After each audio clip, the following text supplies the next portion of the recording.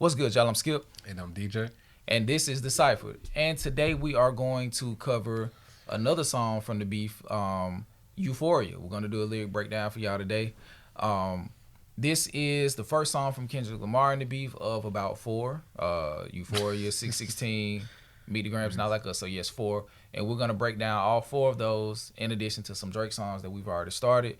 But yeah, man, we're not going to keep y'all. It's a net and he'll flying around. But real quick, before we get into that, we are going to we currently have a poll that's open for voting now, asking if you're considering or if you would consider joining a members only section or our Patreon, where we can give additional content, which would include early releases to the YouTube free content, as well as additional album breakdowns, more lengthy album reactions, just members only content. Members will be able to select or request certain albums, just to take full advantage of the ability that we've been afforded since we've hit this threshold. So yeah, man, if you are willing to be a member or be a Patreon subscriber, either let us know in the comments or go over to the poll that we have in the community tab and be sure to vote. But if you are not able to do that, a like, a comment, a share, if you're new to the channel, a subscription, and letting other people know about the channel that like hip hop, that helps us greatly as well. But if you are looking for that additional content for a more personal and streamlined relationship with us as a platform, be sure to subscribe to the members only section, or when it becomes available, subscribe to the Patreon. But for now, we're gonna get into this Euphoria breakdown, and DJ, I'm gonna let you take the reins and I'm gonna jump in. Okay. This song, just to out the gate, for me, Kendrick really just came with it. And I just, he said, "You move like a degenerate. Every antic is feeling distasteful. I can calculate, you're not as calculated. I can even predict your angles." Yeah. And real quick, even before that, one of the more important parts of the song, or the battle rather, is the first line that was backwards, that played forward, is everything they say about me is true, which is a line from The Wiz, acted out by Richard Pryor. And after that line, he says, "I'm a fraud." Yeah. I don't know why he didn't include that. Maybe probably because it was too long. But yeah, everything they say about me is true. The extended line is, "I'm a fraud," or a phony, or whatever he said.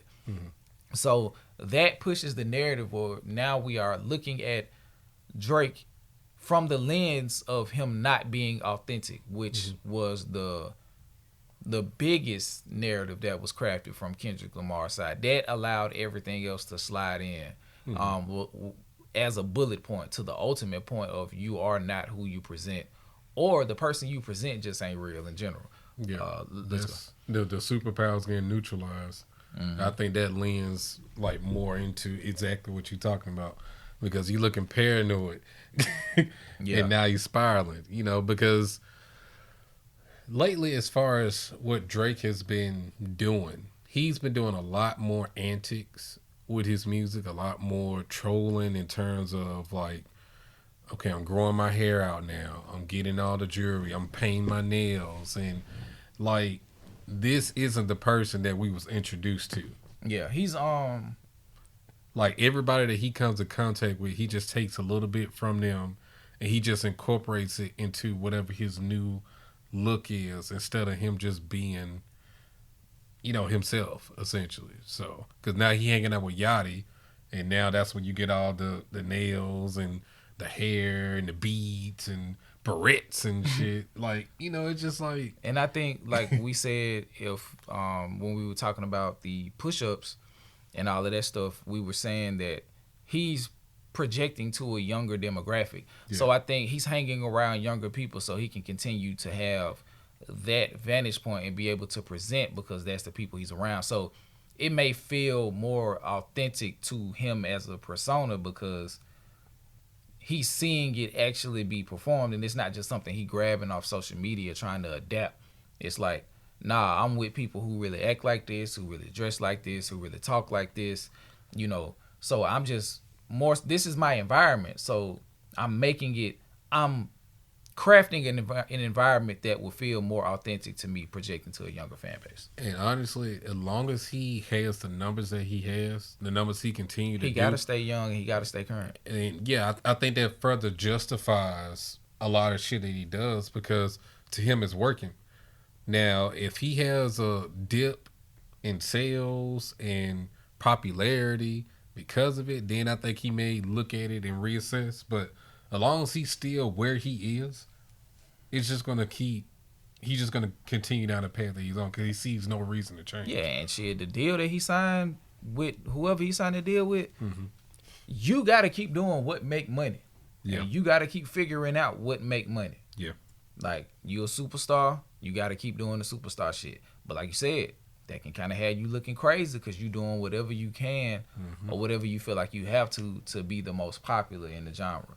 And that would have you sometimes looking like a degenerate and your antics rather being distasteful, which is what Kendrick is saying. And I pulled something from that where I was saying all of Drake's internet games and industry antics have become so visible. And with the introduction of the beef and Kendrick introducing the real versus fake element, because Kendrick is he's being seen as the face of integrity in the hip hop genre. At the top, you know what I'm saying? So him referring to Drake as not only Jimmy Brooks the actor from Degrassi, but insinuating he's been acting the entire time that he's been a rapper. You know what I'm saying? That's what he's insinuating, that he's been acting the entire time he's been on the scene as a hip hop artist. And what we've been seeing like lately, like the video with him saying the N word with the hard ER on it, the blackface, the video when he was at the crib with his mom and he was talking in a completely different dialect, and this was clearly like him of Drake age. This isn't him like 13, 14, like this is him of Drake age. So the way that he adopted African American culture, not even necessarily black culture, but African American culture and the dialect, like it happened over such a quick time, but it also happened as he continued to ingratiate himself in the culture. And that's what Kendrick is saying. It's like, you're not from this. And that's what Rick Ross was saying. You're not from this. You needed to get around people who radiated this culture so you could pillage it. And that's the argument that Kendrick was making. And the spiraling could be seen as prophetic in reference to his later social media behavior, which is obviously biased media connections, be it Maul, academics, for a certain extent of time, Cam and Mace, Gilly all the way through from beginning to end. Somehow he thinks he's light skinned and he's my color, you know what I'm saying? Which is crazy. DJ is light skinned. I'm not. I'm brown. And Gilly, you my color, bro. You can't do that. You not light skinned, bro. You gotta chill. He's like, us light skinned niggas is winning, man. Nigga, you brown, cause you brown as hell. You can't be doing no shit like that, bro. You in that middle space. You basically Indian. I'm not gonna lie. As far as with Gilly, like his takes on it, they did surprise me a lot, especially when considering Gilly's background or supposed background as a writer for other rappers. Gilly need a check, man. And he want that Drake interview. Yeah, that's what it is. Because you would think from a writer's perspective and how much he leans so heavy like on the bars aspects of songs, you would think that he would be all into this shit for Kendrick. But he want the Drake interview for the podcast. Yeah. Which is I get it. He's a content creator now. Everything about the rap game from an aspect of being an artist, that don't really matter to him as much as what can help him in the content space. Bro, Drake one of the biggest artists in the world. Yeah. To be honest, who wouldn't want to, like, if we're talking about what's best for your platform, who wouldn't want a Drake interview? So I understand that. Yeah. But like the way he did it, like he just threw everything on the table, like in blind support. Like, so that was crazy. But and we already know where Academic stood. Yeah. Academic showed his ass the whole time, showed his ass prior, and then he showed it till he ran into problems of his own. Exactly. That's what we'll say. Problems of his own, and he got extremely quiet. Yeah. But yeah, like you said, from I Calculate all the way to Truths About You. Yeah. That portion is all about foreshadowing, indicating that Kendrick was prepared for the beef to go extremely personal. and that Drake was gonna attempt to defame Kendrick, and throw situations with allegations about his business partner and his fiance / wife into it about illegitimate children and domestic violence disputes and all of this stuff. So Kendrick was alluding to being aware of all of that from the very beginning. And then we go into the rap artist. You're not a rap artist, you're a scam artist with what it say, with dreams or hopes of being accepted. Tommy Hilfiger stood out, but FUBU would never have been your collection, which is more indication to the plate that Kendrick is setting. It's like this culture that we're from, you were like, it wasn't like you didn't grow up there. You didn't experience it to that extent. So Tommy Hilfiger was your way of getting fresh growing up. You know what I'm saying? That was you putting that shit on, which is even crazier now when you really think about what FUBU means, the acronym, for us, by us. So it's like that's multi-tiered, you know what I mean? Like God. You just weren't you weren't of the culture, bro. And it's not, and like I said when we was doing the deep dive, it's like it's not your fault until you made it your fault. Yeah. You know what I'm saying? Like the more that this beef got and the more emotional and irrational you got, you started to show how disconnected you are from the culture. But then on top of that, Drake has very much made that insecurity known in terms of, because he's always stated in his songs where he feels as though he wasn't black enough, or people say he did, so he knows it. Yeah, and I think that's why Kendrick was and that's why it expressed itself under pressure. Yeah. Like when you're under like an extreme amount of stress and pressure, a lot of your insecurities boil to the surface. Yeah. And especially if you don't properly handle them. That's why Mr. Morale was so important. Like he waited for Kendrick to put out the album where he went through it in ego death on wax to start to attack him. It was too late. Like when you get somebody who willing to like tear themselves down in front of the world, it's too late for you to try to do it. Yeah. That person has already gotten to a place where at least perception-wise, they're right with themselves because they presented all of the deeply traumatic and problematic things of their behavior to the forefront. So it was just too late. So when somebody go to therapy, like really go, like and really like sit down with a psychiatrist or a psychologist for an extended period of time, and they see all of the things that's wrong with them and all of the habits that they adopted and all of that stuff, they can see it in other people. And that's what this battle told me. Like, the therapy that he went through, it allowed him to see a lot of stuff in other people, because you got to go through the process of tearing yourself down. So when you see people acting a certain way, the interactions that you have with your therapist, you have a more informed eye now and a much more open spirit, because you went through the process of ego destruction and building yourself back up in a proper fashion with professional trained help. So yeah, where we at? Okay, the electrified pacifier. Mm-hmm. Oh, she go ahead. Oh yeah, I mean, yeah, just I make music to electrify them. You make music to pacify them. I can double down on that line, but I'll spare you this time. Random acts of kindness. And I mean, he did that because he definitely doubled back on Meet the Grams. For sure. Yeah. But yeah, right now he said, I'm not gonna even really get too deep into it right now, but just know, yeah, it's coming. It's coming. If you take it there. The thing that Kendrick and Drake did to start the battle, which made me feel like it was going to be a great battle, which it still was. Yeah. Don't get me wrong about that, because Drake did his thing as far as his responses in totality. It's just the Kendrick versus Drake. Drake didn't 100% fulfill his end of the bargain. But as far as the songs that he released, like if you just taking the songs in a vacuum, they were good responses. Yeah. But the thing that I was saying that they both did good, they did a great job at setting the table. Heart Part 6. Yeah, that too. But that does it count? It do count. Yeah. But it wasn't his shining moment. But what they did at the beginning was set the table and introduce their points of attack without fully going in and exposing it. But they did let each other know, like, I'm prepared to go as far as you want to go. Yeah. You do something. You ain't gonna. So once they finally started swinging, they both knew that they had weapons, and they both knew that they was willing to throw hands. So it was like, whatever way you want to go, we can do that. And that's what Kendrick was saying in his first, in the slow song part. And one thing that a lot of people didn't bring up a lot throughout the beef was another part of the culture aspect. All of Kendrick's songs, except Not Like Us, but even Not Like Us, they all had cultural elements from the first sample. The first 3 songs were sampled off of, they were all soul samples. Okay. I was wondering what you was going with. Okay.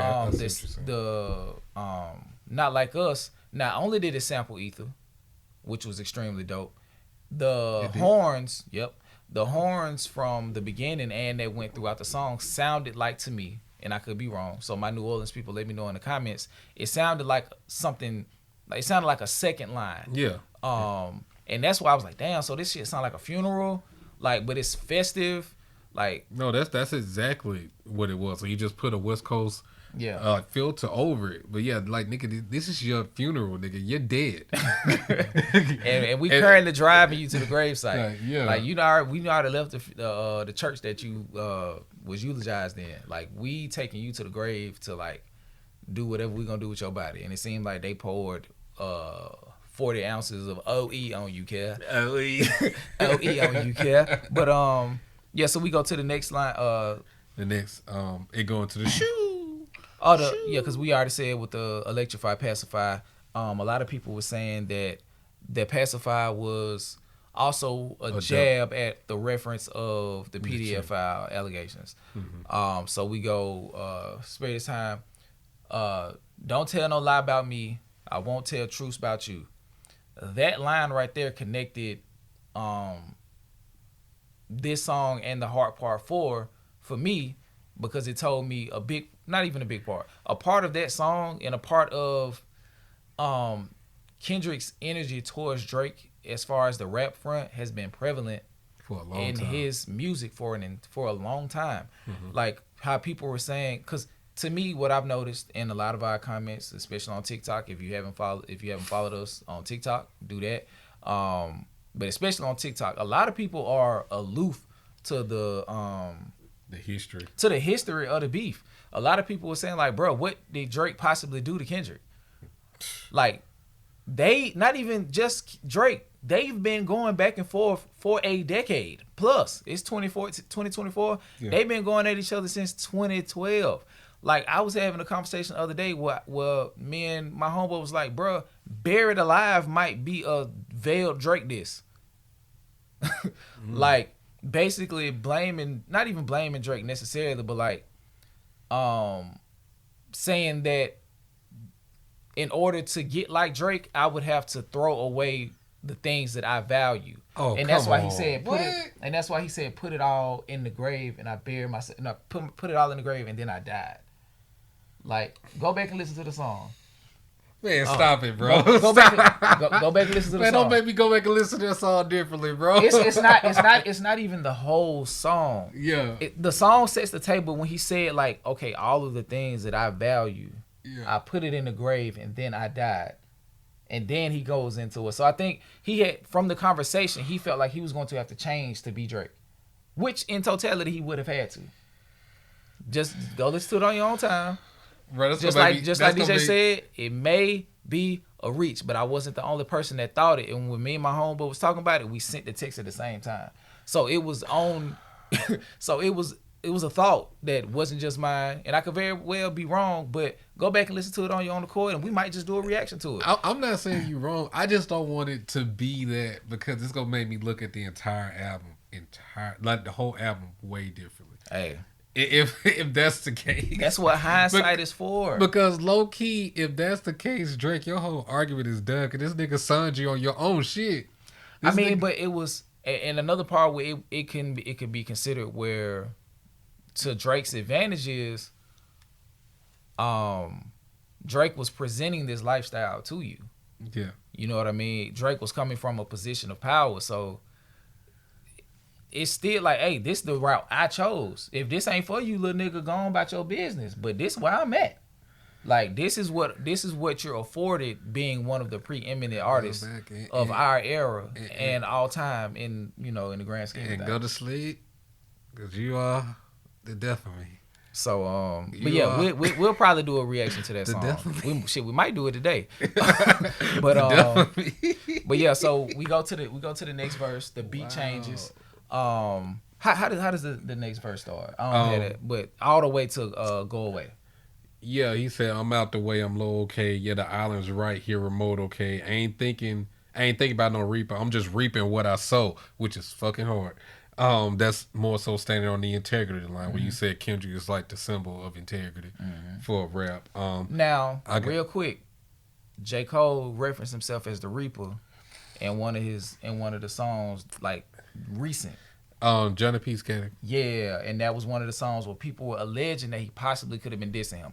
But the only drawback to that is Big Steppers did not exist yet.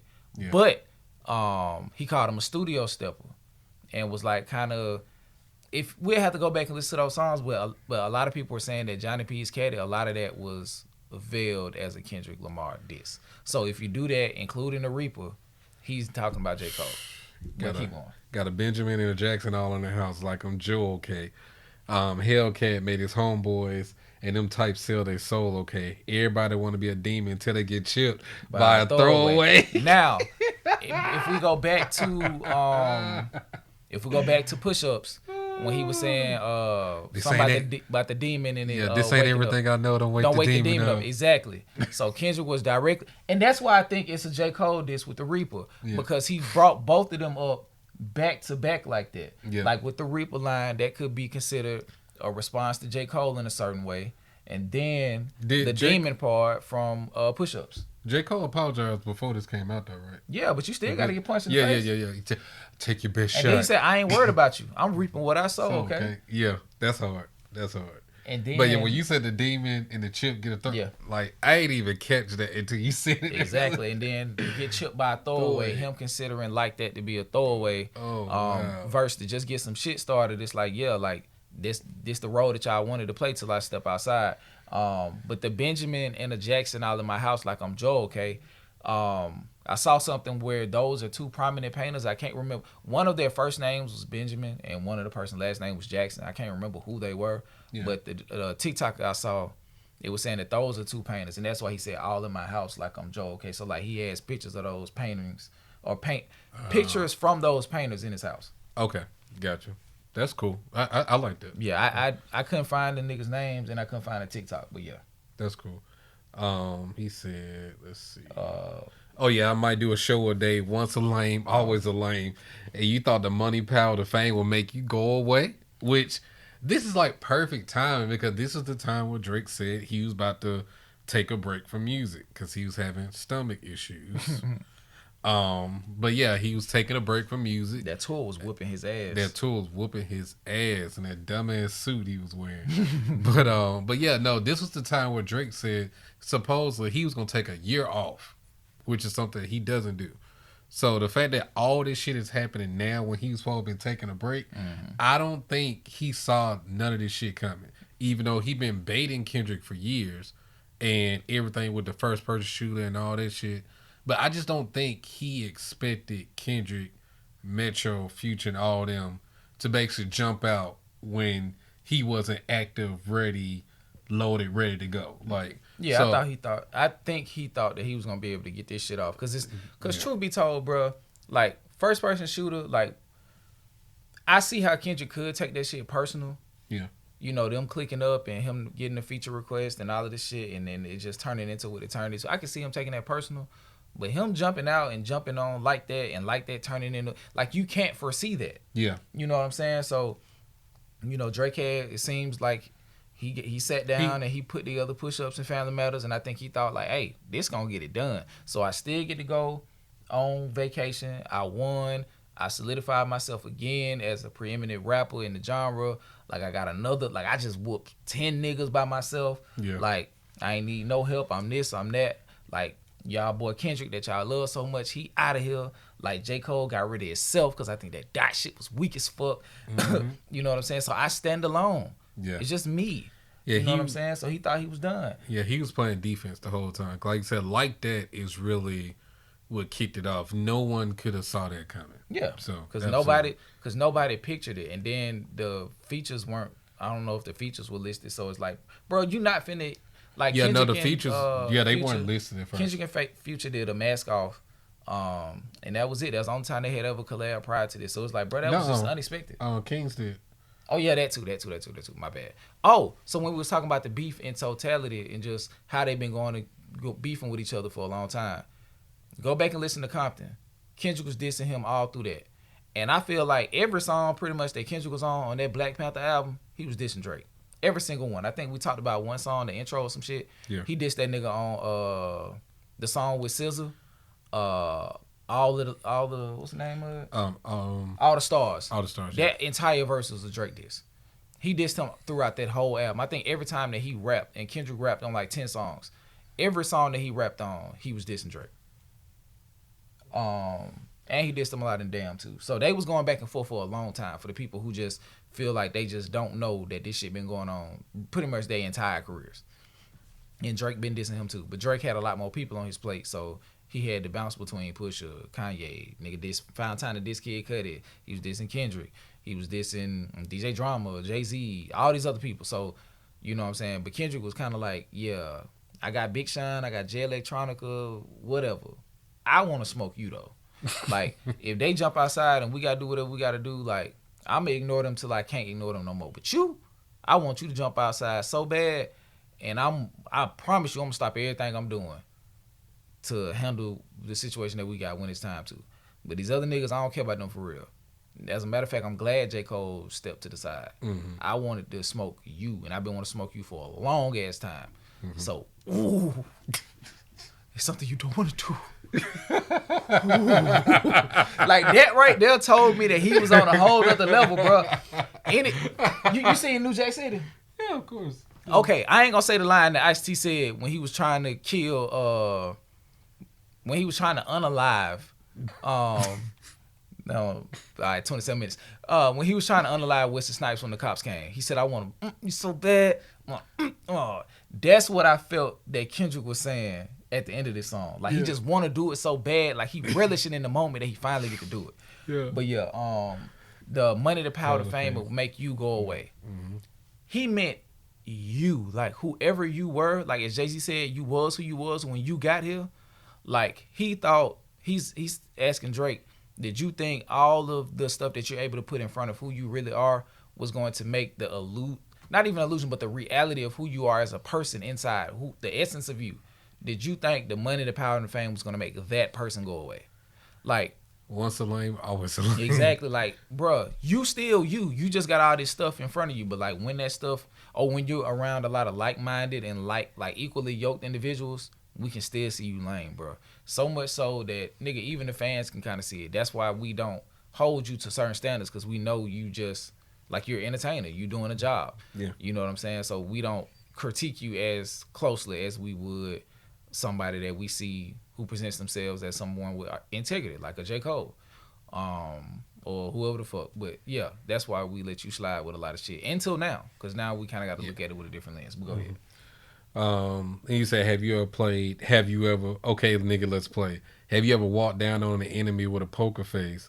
Have you ever paid $500,000 to an open case? Well, I have, and I failed at both, and I came out straight. I hate when a rapper. Well, yeah, that's hard. That line, that's hard. Well, that series of lines tells me, of course, it's have you ever, but basically Kendrick was saying, like, the shit that you try to pretend to have, or the persona that you try to present to the people to, like, convince that you've been through so much in your life. I've been through the actual things that your music is projecting that you have. And I failed at these things. Mm-hmm. But the experience of it defines me. You know what I mean? Like, you can't speak from this perspective because you didn't have these experiences. And I've been through the shit enough to tell you it ain't even cool to have been through it. And I failed at what people from where I'm from would consider things that would give me stripes. But I still came out an okay person. And I think that doubles into a later bar as far as with the Drake line, like I mean, yeah. The first time I shot me a Drake, my homie told me I had to aim this way. I didn't point it down enough, but today I showed you I learned from those mistakes. That's a clear double as a reference to what you're saying. Like, nigga, I really been in the streets doing this shit, and I didn't come out the gate being like this hard ass nigga. Like, I fucked up a lot. Like, I had to learn this shit. Because I'm not, in my heart, that's not who I am. Yeah, so I literally had to learn this shit, and I failed. And like you said, it's not even cool to do this shit. But I did it. But it's also a double in rapping wise, like shooting, pointing to Drake, because he been shooting at Drake for a long time. But now I told you, well, I'm gonna show you I've learned from those mistakes, meaning that I'm about to really fuck you up this time. Ain't no more fucking light jabs. It's like I'm coming directly at your neck. I'm saying your whole name. I'm breaking out your whole family. I'm going at everything that makes you who you are, and I'm exposing that shit this time. I'm coming to your level. And I also think it was a precursor to Meet the Grams in the respect of, nigga, I'm willing to stoop to your level. Yeah. Like, to aim it down. That's also that's a triple. Like I'm willing to go. I'm willing to stoop down to your level to get this shit done, bro. That's a triple. I'm willing to do whatever, and that's why I said you take it there. I'm taking it further, and that's something you don't want to do.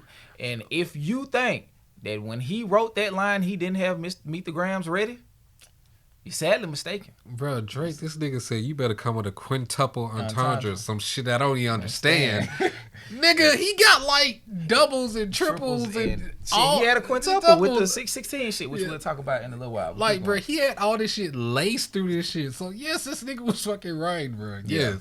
But just he asked for it. Yeah, but this is double back before the Drake line. His daddy a killer. He want to be a junior, but they must have forgot the shit they done. Dementia must run in their family, but they let it get shaky. I park his sons. Like, I don't know why people's like.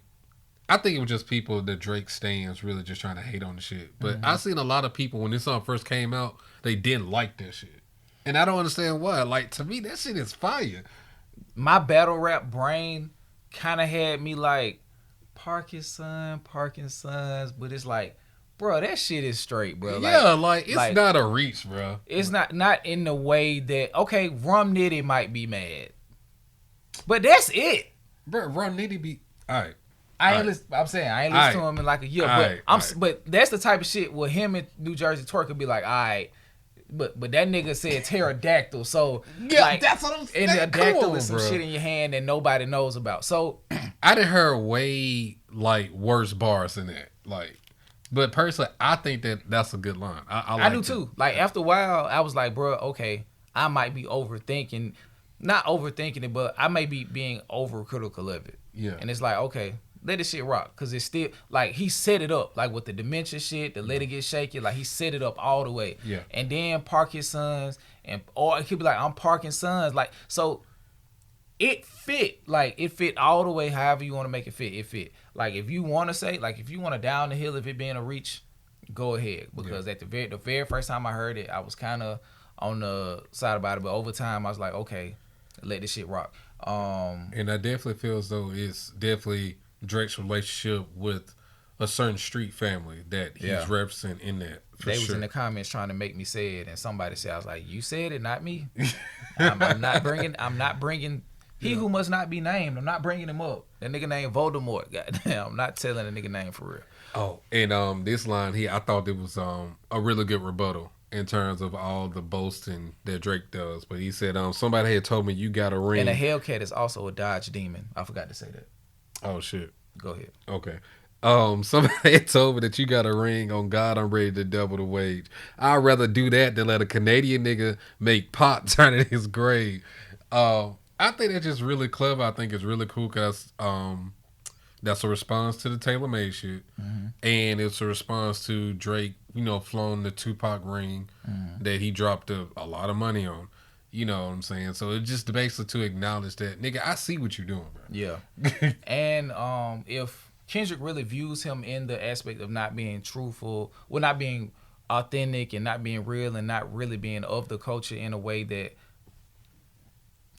pays homage to the culture in a proper way, him having Tupac's ring isn't viewed as respectful in the aspect of I have this because it's a part of the culture that I want to keep to keep and uphold. Like, you know how like when players like sign jerseys and swap jerseys and stuff, and I got my whole room just full of it because these are rappers that I actually revere. He's kind of coming at it from the perspective of he think Drake is, which he said in later songs, a colonizer. So he has all of these things like a museum. These are relics that I have acquired during my conquest of said land. So these aren't these are reminders like if you go to like a warrior house, like back on them old time movies and shit, and they got like helmets and body armor and shields and shit from people that they've killed. You know what I'm saying? Like, it's kind of like that. Like, bro, I don't like Pharrell no more, so I'm gonna go buy all Pharrell precious belongings. That's not paying homage. I don't like Pusha T, so I go buy this. Or I'm beefing with Kanye, so I go buy some shit of his just so I can have it to let you know that, hey nigga, I got some shit that you like considered dear at one time, and I'm finna melt this shit down and do something else with it. What he said on Murder? He said, I might buy your most valuable possessions when they up for auction. Yeah, Petty King. Like, just like, nigga, this a way of me saying fuck you. Like, this ain't got nothing to do with me upholding the culture. So that's why Kendrick was like, nigga, I don't even know if you got good intentions with this Pac ring, so I'd rather do that. Yeah. Instead of let a Canadian nigga make Pac turn in his grave. You not finna disrespect, like, not only my favorite artist, but probably the most influential and one of the greatest rap artists of all time, or just artist period. I'm just not finna let you collect his belongings and continue your neo-colonialistic ways in the rap genre. I'm not finna let you do that. And also, Drake told on himself in Family Matters when he said,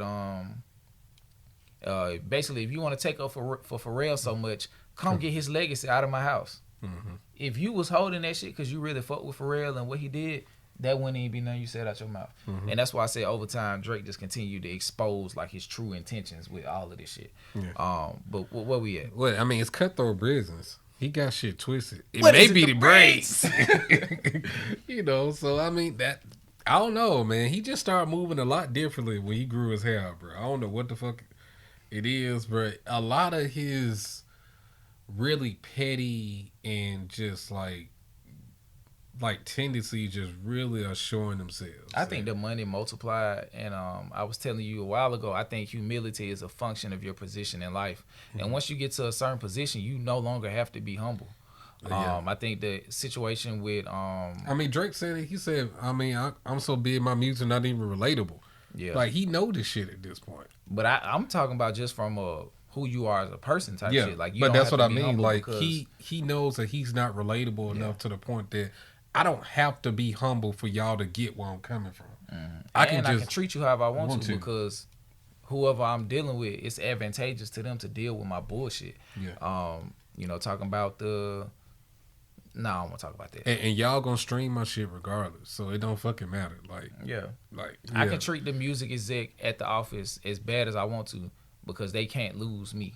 So I can exert my dominance in any situation because I always have the upper hand, especially with anybody who's under me, and that's a lot of people. I ain't never been to my label nigga. Like, yes you have, bro. Like, stop it. Somebody get Larry Jackson on the phone. Bro, shout out to Gamma. Where we at? Okay, so now we finna start getting I hurt your feelings. You don't work with me no more? Okay. It's 3 goats left, and I see 2 of them kissing and hugging on stage. I love them to death. And in 8 bars, I'll explain that phrase. 1, 2, 3, 4, 5, 6, 7. It's an extended bar. Yeah. Nicole and Aubrey know I'm a selfish nigga. The crown is heavy. That's one of those bars that extends and becomes 2 bars instead of 1. Yeah. I pray they might were friends. If not, I'm YNW Melly. So let me. I just want just read that part. There's 8 bars. But I just really want to acknowledge that, like, if you didn't know that Kendrick was writing, like, that's a prime example of someone writing and says some shit. I have an idea and I'm gonna place it here. And that's why I love the song so much, because it's like art in a sense. Yeah, and I'm directing you through this shit. Yeah. It's a guided listen. Like, I'm breaking the fourth wall in a rap verse. That shit crazy. I love him to death. And in 8 bars, I'll explain that phrase. Like, somebody said in the comments, they was like, I feel like he's talking to Jay-Z and Beyonce. I'm like, bro, in what context? That doesn't make any sense. No. And then he told you that I'm going to explain it in 8 bars. Cole and Aubrey know I'm a selfish nigga. The crown is heavy. I pray they my real friends. If not, I'm YMW Mel. I'm finna murder these niggas if they not my real friends. So just let me know if this is an exhibition, if we really going at it or not. Because if we are, I'm finna really like destroy y'all. Because if we going this far, we can't be friends. Yeah. You know what I'm saying? Because I'm willing to. Because I also feel like shit. If you willing to go that far with me, we weren't friends to begin with. So yeah, he just kept giving him opportunities to set the tone. It's like he made a move, but Kendrick stayed on defense appropriately. Like, his defense, like, as people say, like, he kind of baited him. Yeah. Like, he was like, hey, bro, whatever you want to do. Like, if you want to slap box, we can slap box. If you want to bare knuckle fight, we can bare knuckle fight. If you want to do a mixture and just regular box with gloves on, we can do it. And then he saw Drake take a step back and pull them brass knuckles. He was like, bet. I got brass knuckles. They got a knife attached to them. Like, I'm finna try to kill you, bro. Like, I was prepared for either way. Like, I feel like I was going to kill you either way. Because I feel like Not Like Us, like I told you before, like Not Like Us, that was going to be a hit regardless. Like I said, you take 3 lines out of that song, it still is what it is. Yeah. Just like Drake edited Push-Ups before the original version came, I feel like Kendrick stood down on the tone that the beef was taking prior to, you know, to make those lines hit harder. What Drake said, he said, man, that could have been a song I could have danced to if you wasn't tripling down on some other bullshit. That nigga was mad, boy. That nigga was mad. Where we at? He said, I don't like you popping shit up for real. For him, I heard the beef. You better I'll spit it again on him. No, he said, fuck all that Pusha P. You better I'm sorry, this shit funny. But he said, fuck all that pushing P. Let me see you push a T. Real quick. The pushing P was a line from a previous Drake song where he was like, I'm pushing P, you pushing PTSD. So that was him responding to that.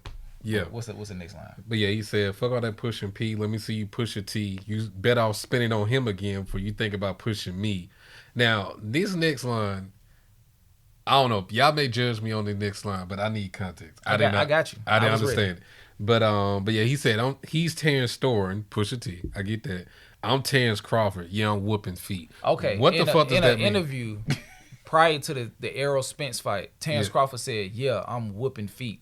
Like, what exactly he meant, I'm unsure. But the reference that Kendrick is pulling from is I'm whooping feet. Okay. And I don't know if I think I said it on Facebook or something. I was like, it was once the fallout started. So it wasn't from the very beginning. But it's like, bro, this is the Terrence Crawford, Errol Spence fight all over again. Yeah. Like, people were trashing Terrence Crawford, who in this respect is Kendrick Lamar, saying that he doesn't stand a chance. He gonna kill him. We gonna go on about our business. He's not big enough. This, that, and the third. Then they got in the ring. It was lopsided. Mm-hmm. And after that, people was like, oh, he was going to lose from the beginning. He had an unfair advantage. He didn't look like himself, this, that, and the third. And people continue to make excuses. And that's why I was saying that. And that's the narrative that Maul and Ish was trying to paint. Like, y'all didn't say that after Taylor Made drop. Y'all were not saying that. Like, they was saying it like, I mean, Maul was more so like caping. I think Ish was just trying to play devil's advocate in his point. But yeah, he's basically saying that Drake was fighting a lose-lose battle from the jump. And I totally disagree with that shit. 3,000% disagree. Like, yeah, with that same narrative, just like that, you said Errol Spence or Terrell Crawford, he was going to lose from the jump. Drake was not going to, well, he was not expected to lose his shit from the jump. Like, for the longest time, people thought that Drake was a better rapper than Kendrick. He's a better artist. He makes more money. Like, everyone thought for a long time. Well, that's what Drake fans thought. Well, yeah, that's what I mean. And that's also another connection to the Terrence Crawford, Errol Spence. Like, Errol Spence has a huge fan base. Yeah. So, like, if you're looking at it from, if you're allowing his fan base to dictate how you seeing the fight lead up, it's like, yeah, maybe he might beat him. Because the Errol Spence fans is so deep and they saying that he gonna beat him and this, that, and the third. But the real boxing fans and the analysts all knew that, like, yeah, like, Errol Spence is at a skill disadvantage. Like Terrence Crawford finna get in here and pick him apart because he can do so much. And a lot of people who's like really into like the lyrics and all of this stuff with hip hop and all of this shit. Like there was a small percentage of doubt with even those people were saying, okay, Kendrick might not be battle tested. But outside of that we talking about lyrics and bars and presentation and all this shit, like bruh, Kendrick can definitely get in there and spank Drake. And like off of just what they've done in their catalogs alone, like Kendrick is the best writer of, especially like he's the best writer of the three. Yeah. Like it's Kendrick, then Drake, then J. Cole. Like so with that being said, it was like he's got like if it stays rap, like Kendrick got a really good chance of beating him. Yeah. It was just about how it all was gonna go. And then once Push Ups and Taylor Made came out, and it was like the angle was, okay, Kendrick been sitting here perfecting a verse or a diss track for 4 years, and where it's at and all this stuff, and Drake was really applying this pressure. Nobody was saying that, hey, bro, Drake out here fighting a losing battle. It was like, no, Drake got Kendrick scared to come outside. Yeah. It wasn't until Meet the Grams and Not Like Us dropped that it was like, oh, like he was going to lose from the beginning because everybody wanted him to lose and this, that, and the third. And he had to go against 10 people and all of this shit. And it's like, bruh, no the fuck he did not. After Push Ups, he could have really let them go and just focused on Kendrick. Mm-hmm. But, you know, we've already talked about that in the previous video. But yeah. But just to make it 100% clear, like Drake was not fighting a losing battle at any point until he started to lose. And now that you explained that reference, that bar hits a whole lot harder for me. Because, I mean, I don't really follow, like, boxing, like, heavy like that to know an excerpt like that. So, I like that. I was like, man, I got to talk to this nigga. Like, I don't know what the feet mean. Like, what does that mean? Now, that actual thing, I still don't know what the fuck that mean. But the reference, that definitely came from Terrence Crawford. But yeah, you said, we ain't got to get personal. This is a friendly fade. You should keep it that way. I know some shit about niggas that make Gunna wanna look like a saint. This ain't been about critics. This is not about gimmicks. This is about who the greatest. Always been about love and hate. Now let me say, I'm the biggest hater. I hate the way that you walk. I hate the way that you talk. I hate the way that you dress. Shout out to DMX. I don't like nothing about him. I hate what he rap about. I hate his voice. I hate the way that you sneak this. If I catch flight, it's gonna be direct, and this is completely direct. Mm-hmm. Like, so, all of it is there. Now, granted, I mean, I still think the DMX shit hit, even though DMX did later, like, apologize to Drake, and because he wanted him on the I think it was what else? Views, the song that the DMX song he sampled on there. Yeah, he was like, basically, Drake was like, he looked up to me. He just wanted to do this as homage, and you know, once I actually talked to him, he's not the guy I thought he was. Yeah. Like, you know, but regardless of DMX apologizing, like that line still hit because that shit was funny for a long time. So let's see. Oh yeah, we hate the bitches you fuck because they confuse themselves with real women.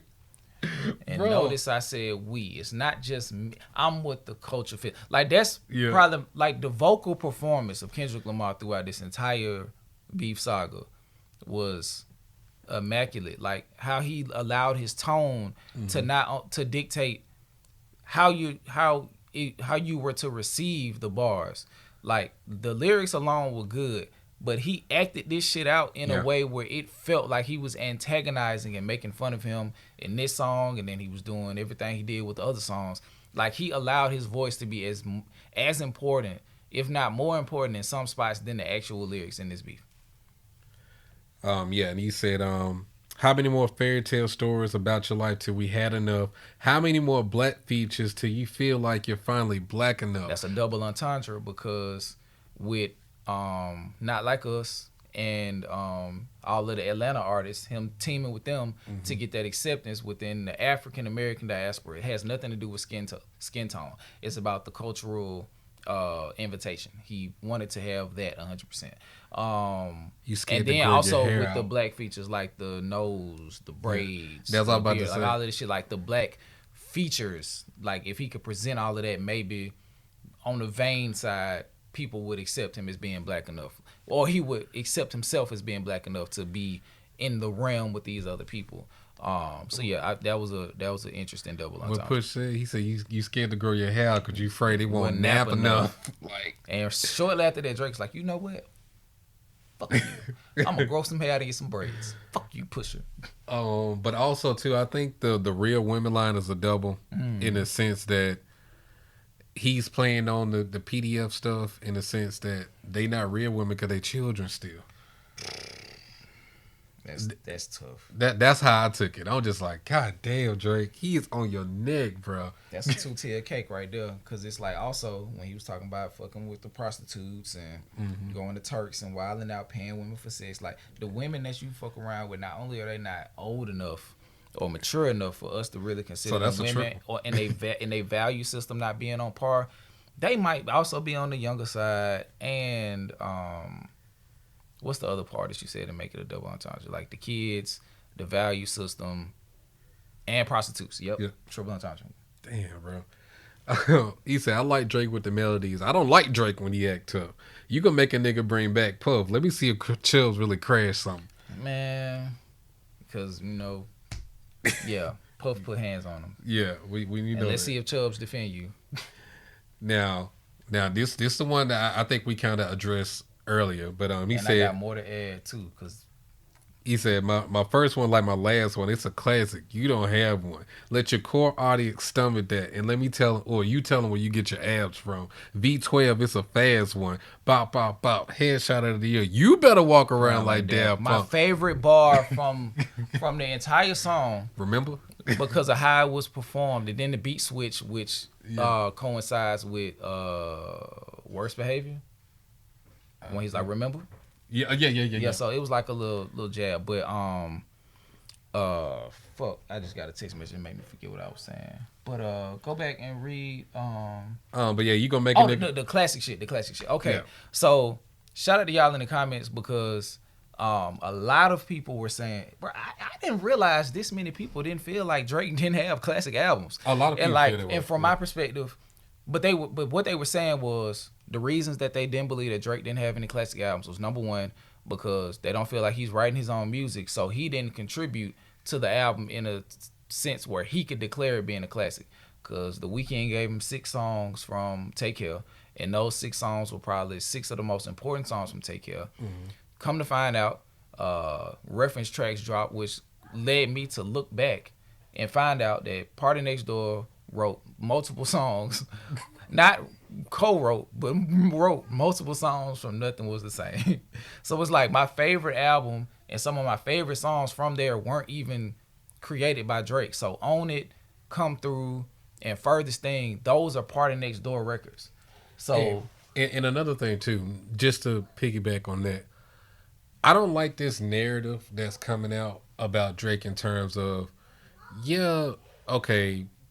these songs weren't super rap heavy, so they shouldn't count. Nah, fuck that. Because Drake don't even have that many. Like, Drake might have 2 albums worth of straight rap songs in a 13 album discography. So you can't do that because he don't have that many songs to stand on. And it's not like these timestamp songs are making his albums. Right. You got Bridal Path. That's the only one. That's the only one that made an album? Yeah. So it's like you can't count them in his album discography. Like, that doesn't count. It's not enough. And that's what, and that's another thing that they were saying. It's like, okay, Kendrick is a pure rapper, so he's looking at Drake also like, bro, you don't have any classic rap albums, which he doesn't. So like, from the aspect of, bro, you're not writing your shit enough for you to be able to stand on having a classic, because your classics are a group effort from the writing aspect, not even just from the composition and production shit. Like, you not even writing enough of this shit to stand on it being a classic that you can claim for yourself. Like, Just Hold On was a song that he acquired. You know what I'm saying? So it's like, from that perspective, I kind of agree with them, and I feel bad about it because at the end of the day, Nothing Was the Same on its face, like just in a vacuum. The music itself, that is a classic album. Yeah. But what they saying is, Drake, you not contributing enough for it to be your classic. You don't have a classic. That album is a classic, but it's not yours. And you don't have a rap classic album. So and I do agree with Drake that music is a collaborative process. I understand that, but at the same time, you can't put yourself on a pedestal to where you are so great. I'm great at all these things, but more and more things come out that, you know what I'm saying, prove the opposite. Yeah. You can't say I'm the best rapper or the best lyricist when a lot of your songs are being, you know, documented, prepped, and handed to you, and you just twist it and flip. Like, you can't do that, bro. Now, granted, I do think that Drake does rap, but when I go back and listen to a lot of the songs, you can kind of, I feel as though here, when Drake writes some shit, or some shit that he didn't have some help on. Mm-hmm. Because all the shit that he writes himself, the versatility is coming from other people. Right. And the shit that he writes solely by himself, it's always like a cringe bar in there somewhere. Or just like a really reachy ass bar. Like the Channing Tatum or the Yugoslavia, Czechoslovakian, like that kind of shit. I feel as though those are songs that Drake actually wrote himself. And I also think that his preeminent rap style is all kind of in the same lane. Yeah. Like, and I think that's something that he's been able to cover up for a long time because he's so diverse in what he presents as an artist, you know.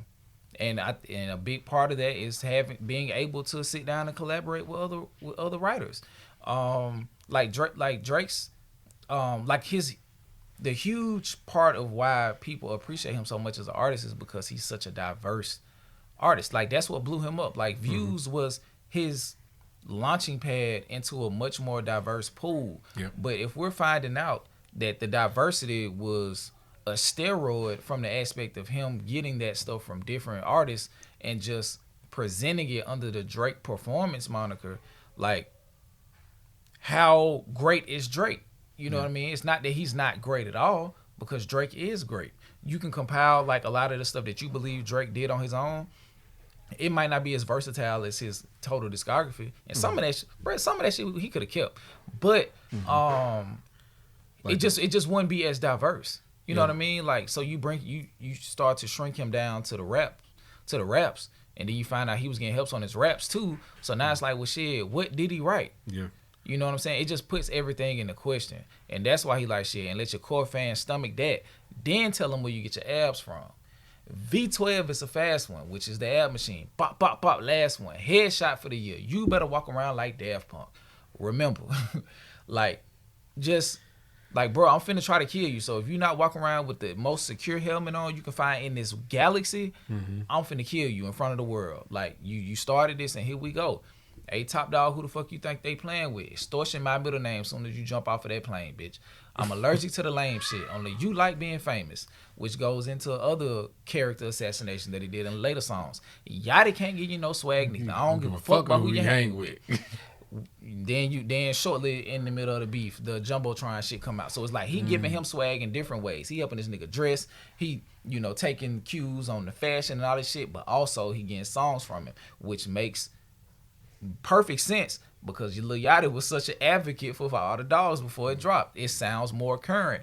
Drake sounds like he can fit more into the younger demographic. Like, Yachty they're gonna like this because Yachty was writing the fucking songs. Yachty really said like this probably is Drake's best work lyrically. Because he said, I'm writing it, nigga. Like, I feel a certain connection to this shit because I am writing it, nigga. You think I ain't gonna brag on myself? Nigga, I'm writing this shit, nigga. So yeah, it's his best. Lyrically, I'm writing it. Nigga, think I'm finna shit on myself. The fuck? Nigga, yeah, nigga, I'm writing this shit. Nigga, I wrote Jumbotron, whatever the name of that song called. I wrote that shit. That was on Her Loss, but then for all the dogs, he probably wrote on that shit too. He was like, no, he did. I can't remember whatever the song is, but yeah, he got writing credits on that shit. But so he's like, he really said this is probably Drake's best work ever lyrically, and it's probably some of the worst. Worst shit. It's some of the worst. Like, that's crazy. It's some of the worst. Like, and basically Drake, I just feel as though you can't stand on that pedestal anymore in terms of I'm the best rapper, can't nobody fuck with me. You can be a great artist. You can be a great entertainer. Yeah, you Kanye and Dr. Dre now. Yeah, you Kanye and Dr. Dre now. That's the best way to put it. Because Kanye, even though we've known for years that he gets help all the time, it still doesn't discredit what he has contributed. And, we just accept that's who Kanye is. And he still has a great discography, one of the best, like in hip hop. We just not gonna put him in that MC list. Yeah, the MC list. He's not a rapper. He's not an MC. Like he can rap, and Drake, you can rap too.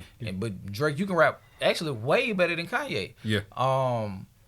But as far as like stapling you to that top 10 list of MCs, you can't be right there, bro. It's too many instances of niggas writing your shit. Yeah, it's just like it ain't just like hyperbole. Like niggas Drake got writers. It's like prove it. Okay, boom, boom, boom, boom. You know what I'm saying? You look up and it's like 10 reference tracks. Like niggas credited all over your album. And I'm not gonna lie to you, like after when the whole ghostwriting shit came out with Back to Back and Meek, right? I mean, yeah, I was disappointed when the shit came out for sure. But just to be honest, it didn't hold that much weight on his career for me at that time. Because I'm like, okay, if he was just working with Quentin Miller on this project, couple songs, okay, cool. As long as you ain't got no more other shit that come out after this, like I still feel as though he could have been on that MC list, maybe not in no top 5 or nothing, but maybe like 10 to 15 range. He could be there.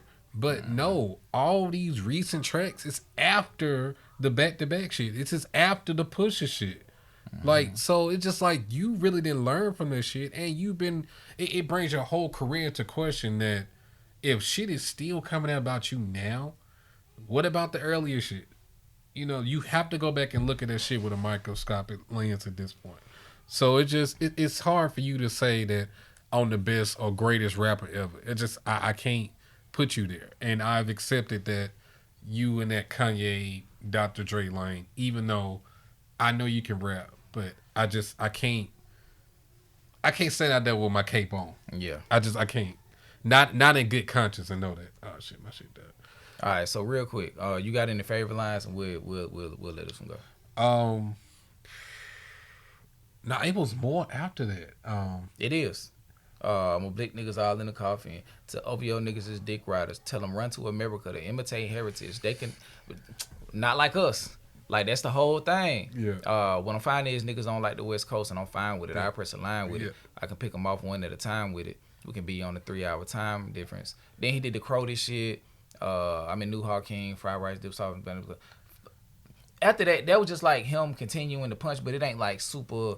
Like, fuck that niggas, fuck the industry too. You take it there. I like that line where he was talking about, like, y'all come to America to imitate this violence. Yeah, just to imitate heritage in general. Like, that's crazy. And he not just talking, he talking about a lot of y'all niggas that's in the same boat. But he definitely talking about you because you getting all of your blackness from hip-hop versus you just living and being black. Yeah. And that was, because, like, and we already talked about that, but that's the thing. Like, it's just a heritage and culture thing. It ain't got nothing to do with skin. Because if he was Daniel Kaluuya, like Daniel Kaluuya doesn't know enough about the African American experience to come over and pretend to be what we consider black. He has to learn it. Yeah, you gotta grow. You have to organically begin to embody that. Like, you can't just put it on and take it off whenever you want to. You know what I'm saying? And that's the thing. That's what Kendrick was asserting. But some of my favorite lines was the Daft Punk, which is probably my favorite one. The YMW Melly, that was dope. The Haley Joel Osment, 6 Sense AI, foreshadowing to the I See Dead People and Not Like Us. The Cutthroat Business, what is the braids? That's probably like the most repeatable that I've seen like on social media. Like that's the biggest one. That and A Minor. Another one of my personal favorites is Blick 'em All in the Coffin. I don't know why, but I love that shit. Probably how he performed it, but I ain't thinking about no reap. I'm reaping what I sow. Okay, the J. Cole shit and the Drake shooting the Drake line.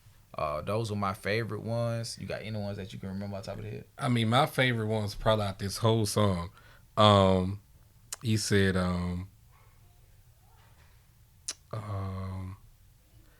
why would I call around trying to get dirt on niggas? Y'all think my life is rap? That's whole shit. I got a son to raise, but you don't know nothing about that. Tell him to pray. He said, wake him up. You don't know about that. Tell him to pray. Know nothing about that.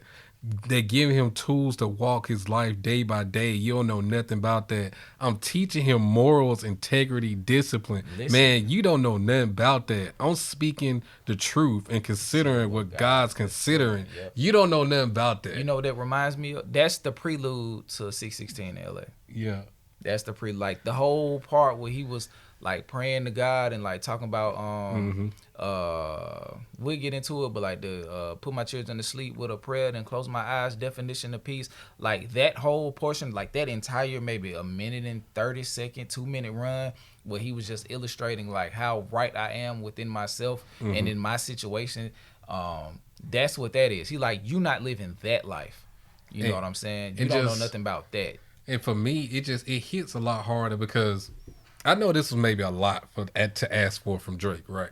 But when all the shit came out with Drake becoming a parent and being a father, I'm not gonna lie, at that time, I was like, okay, Drake finna get in his bed, like, his whole life about to change, like, cause the music is about to be relatable to me in the sense that around that same time frame, or maybe a little bit after, I became a father. Yeah. So I expected to see that reflected in his music. Boy, was I wrong. Boy, was I wrong. You know, like I'm living day by day trying to teach my son everything he needs to be a great and productive citizen and instill morals and values in him from our belief system that, you know, I'm not expecting Drake to be like a saint, but I just would have figured that it would change your perspective a little bit knowing how fatherhood has changed me. But the thing is, like, his persona is predicated on him being accessible to people that's half our age. So he can't be on that whole rapping about being a loving father and all of this shit because it's not going to go over well. Or just even the struggles of